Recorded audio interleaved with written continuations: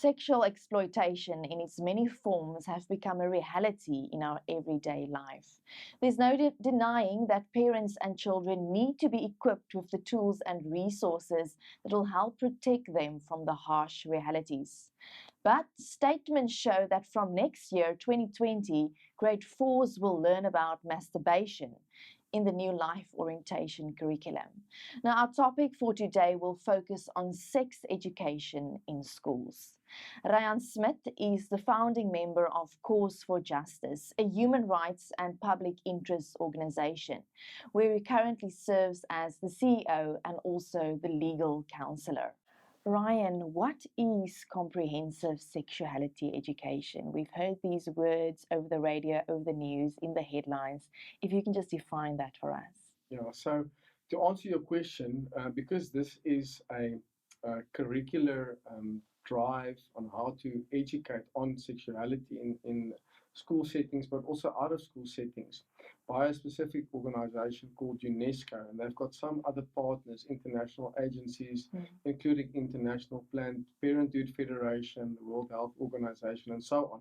I would have to refer to their definition that they give in their international technical guidance on the subject. So I'll read just from their description how they define it. They say that comprehensive sexuality education is a curriculum-based process of teaching and learning about the cognitive, emotional, physical, and social aspects of sexuality. They say it provides opportunities to acquire comprehensive, accurate, evidence-informed, and age-appropriate information on sexuality. It addresses sexual and reproductive health issues, including but not limited to sexual and reproductive anatomy and physiology, puberty and menstruation, reproduction, modern contraception, pregnancy and childbirth, and STIs, including HIV and AIDS. CSE covers the full range of topics that are important for all learners to know, including those that may be challenging in some social and cultural contexts. So, to demystify all of that, it's just a teaching method that is comprehensive in nature, tries to be accurate, and to give enough information for children to make better or good choices regarding their sexuality, and also to function within a society where there may be diversity in terms of sexuality, where there might be diverging views within, say, a school environment about sexuality and so on. Now, the new content is based on UNESCO's International Technical Guidance on Sexuality Education.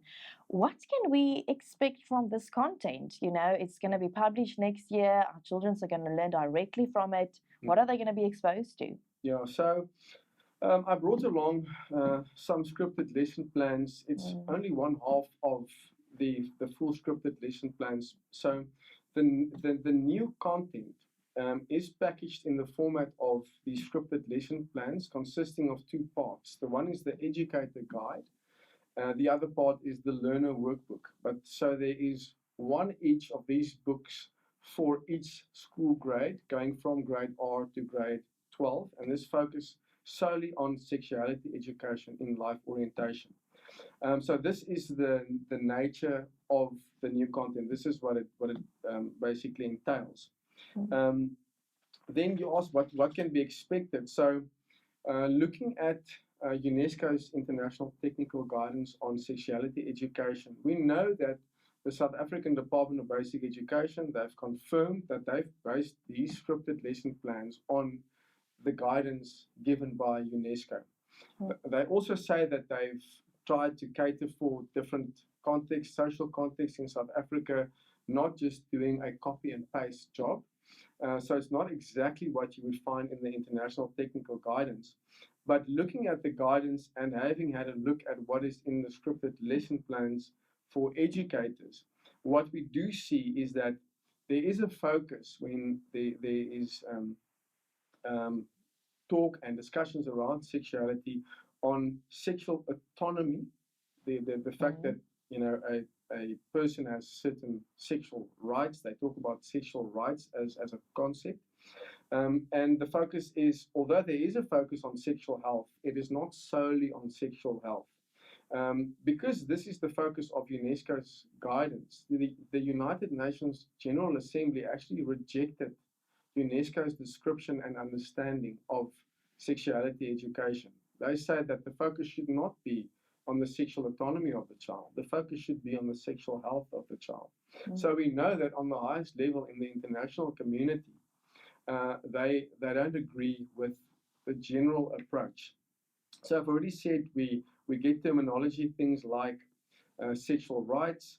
There's talk of sexual and reproductive health rights and services, which includes a supposed right to abortion. We know that in South Africa, a child may not have any medical treatment or some other procedure without parental consent and involvement.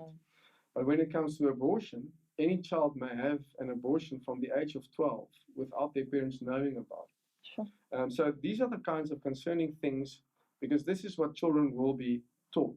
They will be taught. Just remember, if you do fall pregnant, this is something that you are allowed to hide and so on. And we know that there are, in certain instances, good reasons for that, because parents, sadly, are sometimes the perpetrators.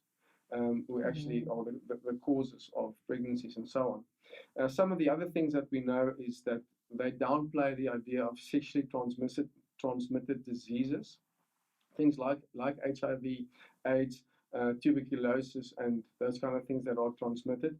They refer to it as sexually transmitted infections, which is a softer way of talking about it. Not a disease. But you can't get infected with an infection. You get infected with a disease, right? But I'm just giving you an understanding of how nuanced and how downplayed it all is. We talked about the normalization of masturbation, and so we see. Thank goodness it's not in the grade 4 book, but in the grade 7 book.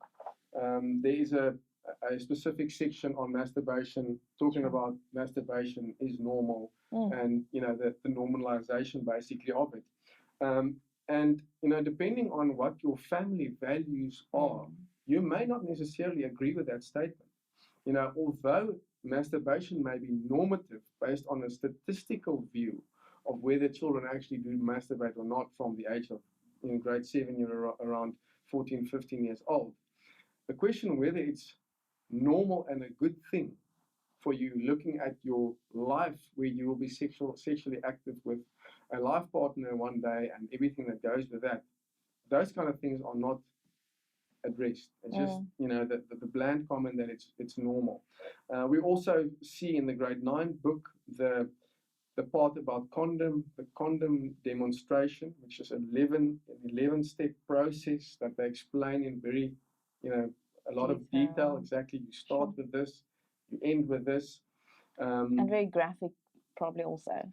The part on the use of a male condom, they have not graphically depicted that in the material, but the application of a female condom is actually illustrated graphically in the books, which again some parents might not feel comfortable with a book being given to their child which graphically illustrates this is how you actually apply, go through all the steps for a girl to use these things. They talk about the use of lubricants. They talk about how to have sex. There's the reference to anal sex without any kind of warning. We know from international studies, and a lot of the studies are focused on South Africa, that anal sex is 17 times more risky to transfer HIV than heterosexual vaginal sex. Okay, so 17 times more dangerous, right? That is whether it's in a homosexual relationship or in a heterosexual relationship. Sure. They also don't say that anal sex is 2 times more risky than people actually sharing needles, right? In drug use. Sure. So it's those kind of things that really, it strikes you as almost absurd that you would talk about these things in a very offhandish, presumably neutral way, but you're talking about something that is so very dangerous to a child. You're not giving them all the information. So in terms of content, that was your question. That is the kind of things that you can expect. I'll just also say that uh, one element that is most definitely in the material is the peddling of the very controversial gender theories that has been, influencing um, school curricula and these kind of things over the past couple of years, where they talk about gender as being somewhat other fluid concept, and it exists on a spectrum, and you can choose today whether you're this or that tomorrow, and that kind of thing is actually not substantiated by science. It is something that comes out of the social sciences, a view of looking at gender and talking about gender. They talk about the concept of gender identity. They talk about your sexual identity. You can choose, what you are, who you are, and so on. Which sounds very progressive, and it sounds very, liberating.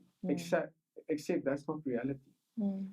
They talk about things like your sex assigned at birth, your biological sex assigned at birth, which also does not make sense medically, because you are not assigned your sex.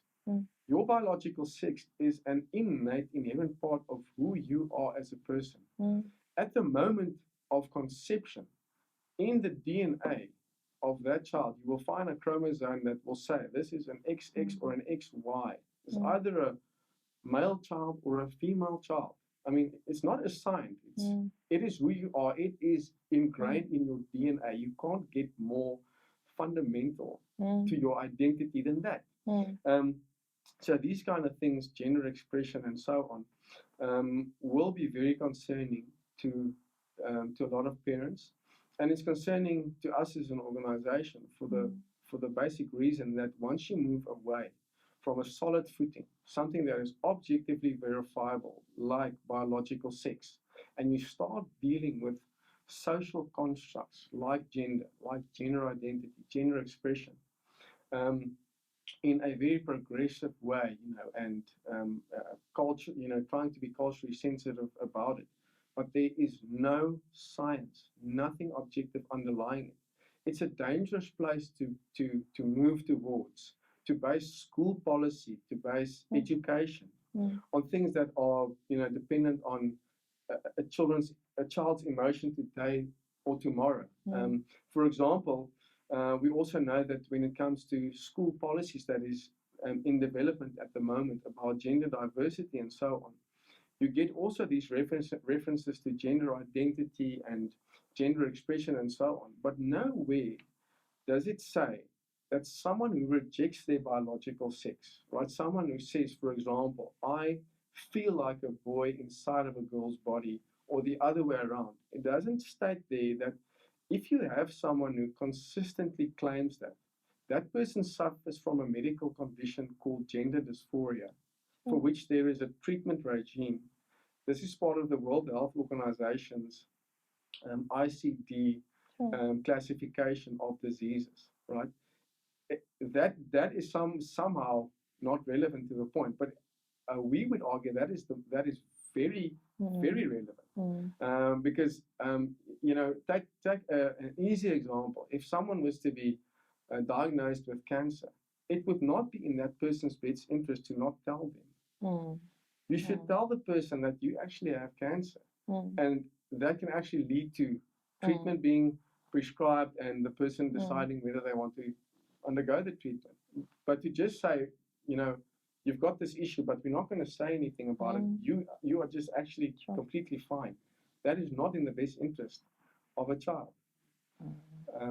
So yeah, that's a bit of a flavor. I should add that there are a couple of good things in the material, and to be fair, I would say more than 50% of the new content is actually, it contains good things. It talks about how to make good decisions, how to set good goals for yourself, how to actually say no in circumstances where you want to say no, but there's pressure or coercion being put on you. So these kind of things are all good. But there are these elements that are very clearly being driven by an international agenda and is filtering its way into South African school communities and now we're seeing into school curriculum. Ryan, you've just mentioned the content in the books. When we look at the younger children, what impact will it have on them? Yes, that I think is one of the key questions, and there's a lot of dispute around what the answer is to that question.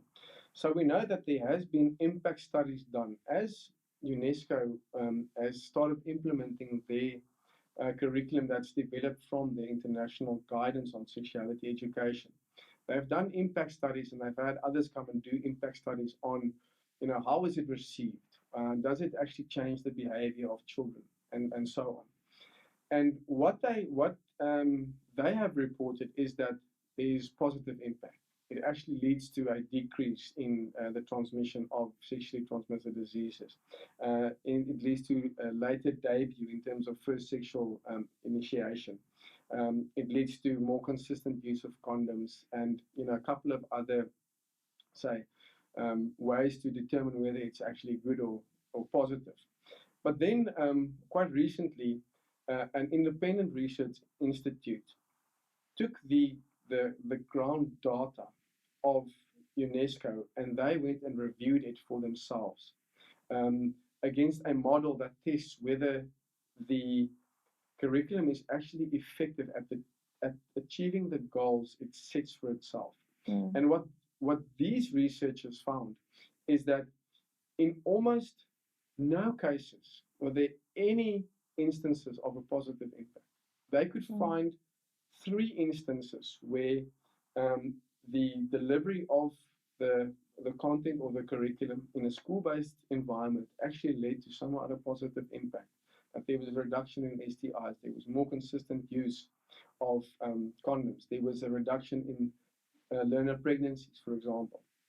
So that is virtually zero positive impact recorded. But what they also found, in 26% of the cases where these curriculums were implemented outside of the United States, which included Africa, the continent of Africa, 26% of those cases, there was a negative impact. So it actually had the opposite effect, an earlier initiation of sexual activity, more sexually transmission of diseases, more learner pregnancies. So that is quite alarming. So to answer your question, what will the impact be? Is it seems to be there will potentially be a zero positive impact and a 1 in 4 potential negative impact. Shocking. And I'm sure a lot of parents, they hear alarm sounds going off all over the place, just hearing this content.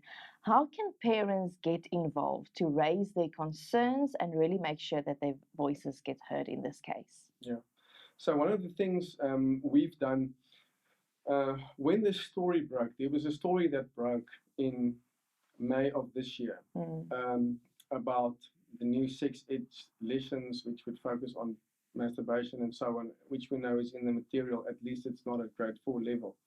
But then we went to the department and we asked them some hard questions. Based on our interaction with them, we then prepared what we see as a knowledge baseline article. So we put down all the facts that we had at that time. We also gave parents some tools. What can you do about this? So that specific article is available on our website. And if parents really want to go read into this issue, that will be the starting point. On top of that, we also created a separate website, which is www.csetalk.co.za. It is a dedicated website with an information page and then also a second page, which is an action page, which also gives parents some ideas of what they can do. But just to summarize that quickly, the one thing is that must happen is parents have to demand information. We've got 3 grades of scripted lesson plans in our possession, right? But we know that the Minister of Basic Education has signed off on full scripted lesson plans for grades 4 to grade 12 for release and rollout in schools from January 2020, which is in a couple of months' time. So the department needs to fully disclose all of this information. I mean, we live in the electronic age. Why can't they just put it on their website?